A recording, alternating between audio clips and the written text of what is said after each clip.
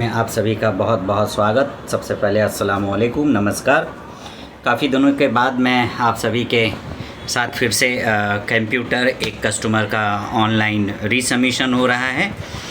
तो रीसबमिशन के लिए मैं सिस्टम पे भी बैठा हुआ हूँ और उसका डॉक्यूमेंट पूरे फिट उसी प्रकार कि on paper, on system, on सारे चीज़ के साथ मैं आपको दिखाने की कोशिश करूँगा। और फ्रेंड्स, आई होप कि पीछे अभी आपने देखा होगा कि श्रीमती निर्मला सीतारमण जी ने संसद में ये बोली हैं कि मतलब सहारा के जितने पैसे हमारे पास पड़े हैं कोई पैसा लेने वाला नहीं है और अपना सहारा का पेपर दें और वो हमसे पैसा ले जाएं। तो मैं श्रीमती सीतारमण जी से मैं गुजारिश करूंगा कि जो पोर्टल पे जिस भी कस्टमर का डिमांड हो रहा है या डिमांड हो रखा है और रीसबमिशन हो रहा है, रीसबमिशन में भी देखिए कि ये जो कस्टमर है इस कस्टमर का 15 अकाउंट है। मैं एक बार आपको टोटल अकाउंट भी मैं दिखाने की कोशिश करूँगा। 12 अकाउंट है और 12 अकाउंट के साथ सबसे पहले मैं आपको इसका कंप्लेन नंबर मैं दिखाता हूँ हर बार के जैसे। देखिए ये कस्टमर है और इस कस्टमर का टोटल अकाउंट जो है सहारियन और क्रेडिट में है। एक अकाउंट शायद इनका क्रेडिट है, नहीं तो सब सहारियन है। और ये देखिए टोटल 12 अकाउंट। और इसमें सबसे बड़ा चीज़ क्या है कि मैं आपको दिखाने की कोशिश करूँगा कि यहाँ पे इस कस्टमर का और यहाँ भी देखिए ये पूरे कस्टमर का सारा डिटेल, और जिसमें से 12 अकाउंट में से मैं आपको कस्टमर का 3 अकाउंट अपडेट होना चाहिए। अब 3 अकाउंट अपडेट होने में जो है इनके साथ दिक्कत हो रहा है। मैं आपको पहले देखिए ये अकाउंट 194 आप लोग देख रहे हैं और इसका ओपनिंग डेट 15/1/2016, 15/1/2016 के हिसाब से बॉन्ड नंबर 5560। और मैं अब आपको सीधा सिस्टम पे मैं लेके चल रहा हूँ बॉन्ड पे 5560 पे। और 5560 पे देखिए कि इनका जो है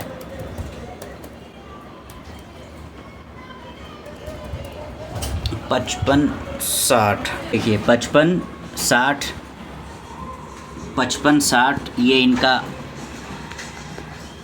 सर्टिफिकेट नंबर है। और जब हम इसको ओपन करते हैं तो यहाँ पे लिख के आ गया 31 मार्च के बाद इसका टाइम पूरा हो रहा है।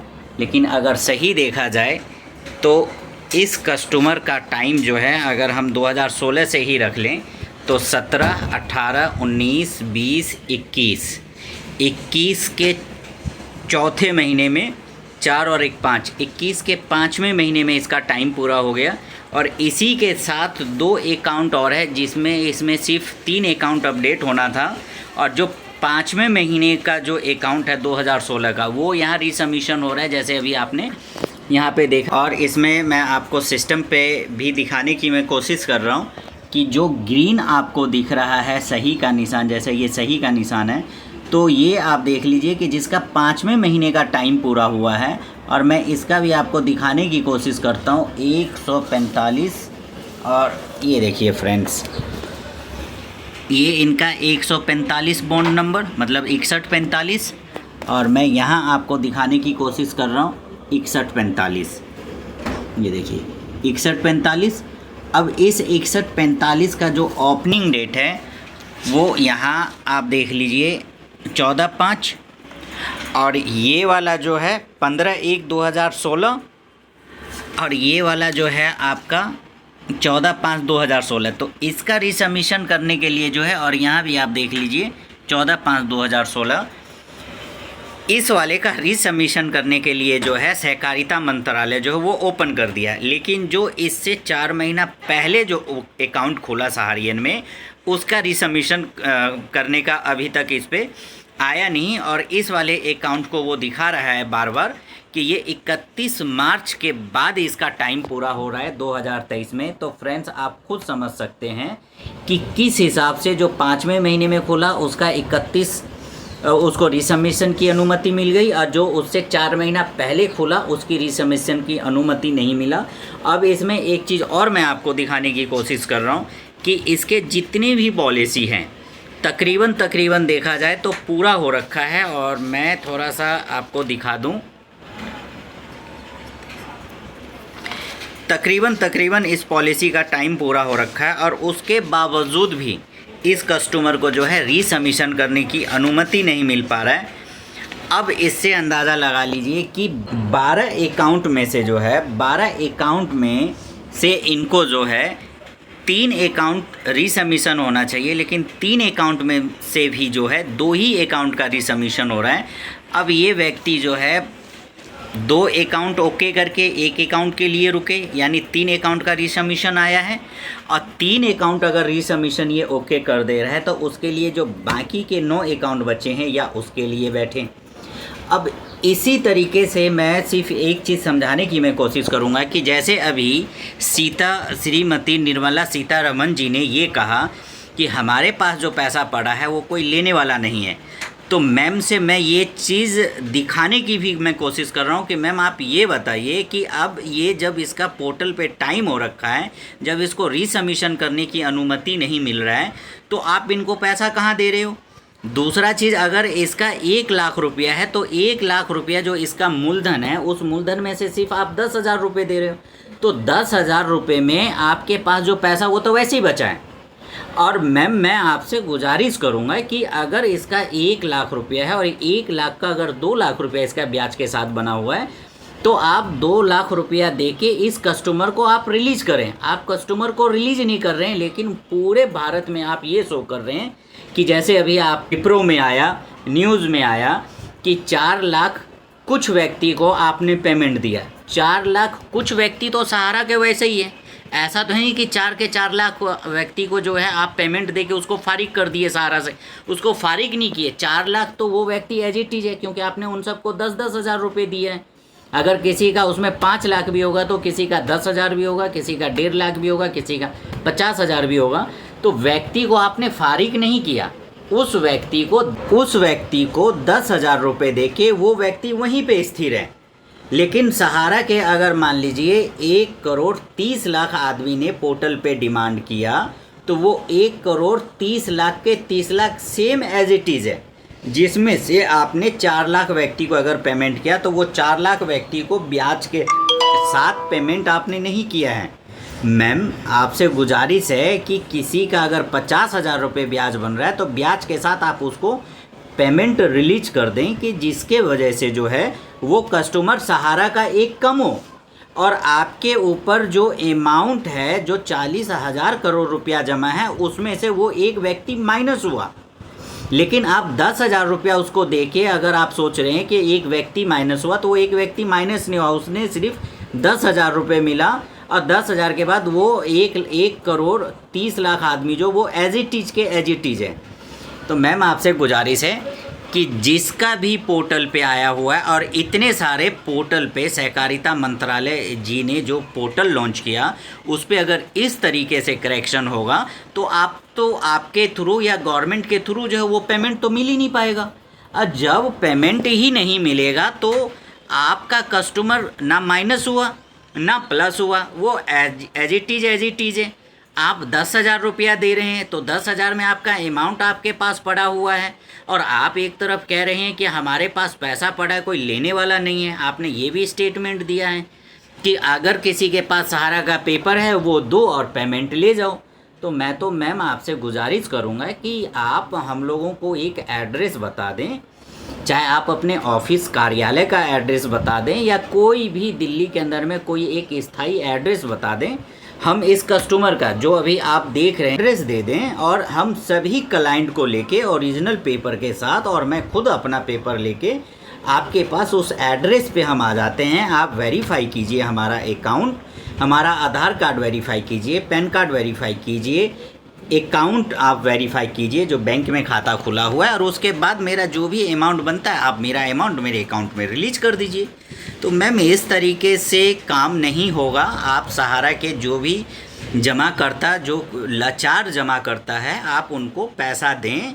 सदन में आपने एकदम ईज़िली बोल दिए कि कोई लेने वाला नहीं है, और यहाँ लेने वाला बंदा बैठा हुआ है जो सहकारिता मंत्रालय के पोर्टल पे ऑनलाइन डिमांड किया है। उस पे आप जाके देखें 1 करोड़ 30 लाख व्यक्ति जो है वो ऑलरेडी आपको कागज़ भेज रखा है और उस कागज़ को भेजने के बावजूद भी आप उन व्यक्ति को पेमेंट नहीं दे रहे हैं, और आप एक तरफ कह रहे हैं कि आप कागज़ लाएं, तो मैम कागज़ तो आपने पहले मंगा लिया, आप उसको वेरीफाई करके आप उनको पेमेंट कर दीजिए। रह गया ओरिजिनल का, तो आप बता दीजिए, हम सारे कस्टमर को ओरिजिनल लेके हम पहुंच जाते हैं। आप ओरिजिनल चेक कीजिए और ऑनलाइन चेक कर लीजिए कि दोनों कागज़ सेम है या नहीं है, और आप पेमेंट रिलीज कर दीजिए। तो मैम आपसे बहुत नर्म निवेदन है कि सहारा पीड़ित जमाकर्ता को जो है पेमेंट आप जल्द से जल्द रिलीज कर दें। पैसा आपके पास है, सहारा का पैसा आपके पास है, उसी पैसे पे जो भी देखभाल कर रहे हैं, जो भी अफसर देख रहे हैं, उनको भी उसमें से पैसा जा रहा है, लेकिन कस्टमर को पैसा नहीं मिल रहा है। जिन्हें आप जो जज महोदय जी को आप उसको देख रेख के लिए रखे हैं, उनको लाखों रुपए सैलरी है, उनको हर महीना लाखों रुपए सैलरी मिल रहा है, लेकिन जिसका अपना पैसा है उसका अगर 1 लाख रुपया जमा है तो उसको 1 लाख रुपए नहीं मिल रहा है, उसे सिर्फ 10,000 रुपये मिल रहा है। लेकिन जिसको सिर्फ ये कागज करेंगे, जो भी अधिकारी इसमें बैठे हुए हैं, उनको हर महीना लाखों रुपए मिल रहा है, उन्हें 10,000 रुपये नहीं मिल रहा है। लेकिन जिसका लाखों रुपया इसमें जमा, उनको आप 10,000 रुपया दे के और कह रहे हैं कि हमने सहारा वाले को पेमेंट कर दिया। तो मैम इस तरीके से अत्याचार ना करें हम लोगों पे। बहुत गरीब घर से बिलोंग करते हैं, एक एक रुपये के लिए आज मुहताज हो रखे हैं, हम भी मुहताज हो रखे हैं, हमारे जमाकर्ता भी मुहताज हो रखे हैं। आप हम लोगों का पैसा जो है ब्याज के साथ रिटर्न कर दें। अभी आपने देखा होगा कि दिल्ली में भी धरना प्रदर्शन हुआ है, उसमें भी यही आवाज़ उठा है, और भी इससे पहले 31 तारीख के डेट में भी धरना प्रदर्शन हुआ, उसमें भी यही आवाज़ उठा है। तो मैम प्लीज़ आप अपने स्तर से देखते हुए हम सभी का पेमेंट जो है रिलीज करें। कहीं ऐसा ना हो कि अभी आपका जो स्टेटमेंट आया है, उस स्टेटमेंट के वजह से पूरे भारत से सभी जमाकर्ता, कहीं ऐसा ना हो कि अपना बॉन्ड की फ़ोटो कॉपी करते हुए और आपके कार्यालय के एड्रेस पे पोस्ट करना शुरू कर दें, क्योंकि आपने संसद में ये कहा है कि आप कागज़ दीजिए और पेमेंट ले जाइए। तो मैम आप देख लें, अपने स्तर से देख लें कि इस जमाकर्ता को या हम लोग के जो पैसे फंसे हुए हैं, प्लीज़ आपसे हाथ जोड़ के विनती कि आप हम सबका पैसा जल्द से जल्द रिलीज करें और ब्याज के साथ रिलीज करें। 40,000 करोड़ आपके पास है सहारा का, आप 40,000 करोड़ में से हम लोगों को ब्याज के साथ रिलीज करें। 1 साल हो गया, 1 साल में सिर्फ अभी 362 या 370 करोड़ रुपया आपने सिर्फ बांटा है 5,000 में से। तो अभी सोच लीजिए, अगर ब्याज के साथ भी अगर आप बांटे हुए होते तो 300, 600, 700, 800 करोड़ रुपया ही बढ़ता, 1,000 करोड़ भी पार नहीं हुआ। लेकिन जो अधिकारी इसको देखभाल करने के लिए बैठा उनको लेकिन 2 लाख तनख्वाह कंटिन्यू टाइम टू टाइम आप उनको दे रहे हैं और पूरा का पूरा पैसा आप उनको दे रहे हैं। ऐसा उन्हें नहीं कह रहे हैं कि नहीं आपका 5 लाख रुपए तनख्वाह या 1 लाख रुपए तनख्वाह, तो इस महीना आप 10,000 रुपये ले जाओ, क्योंकि उनके घर में उनके परिवार हैं। तो आपको मैम इतना चिंता है कि उसको तनख्वाह टाइम टू टाइम चाहिए, लेकिन हम लोगों के घर में परिवार है नहीं, हम लोगों के घर में हम लोग एकदम बेकार हैं, किसी काम के नहीं है। इसलिए हम लोगों को 10,000 भी मिलने में आपके 50 बार तो रीसबमिशन करना पड़ रहा है, 50 बार तो आप लोगों के तरफ से करेक्शन आ रहा है। तो मैम इतना जुल्म हम लोगों पे ना करें मैम, प्लीज़ हम लोगों को पेमेंट दें। आपसे हाथ जोड़ के बहुत नम्रता से विनती है कि आप हम लोगों को पेमेंट दें। कहीं ऐसा ना हो कि अभी जो जंतर मंतर पे धरना हुआ है और फिर कहीं पब्लिक अगर जाग गया तो वो कहीं दोबारा धरना प्रदर्शन ना करें। तो प्लीज़ मैम आपसे रिक्वेस्ट है कि आप पेमेंट जल्द से जल्द सभी का कर दें। नमस्कार।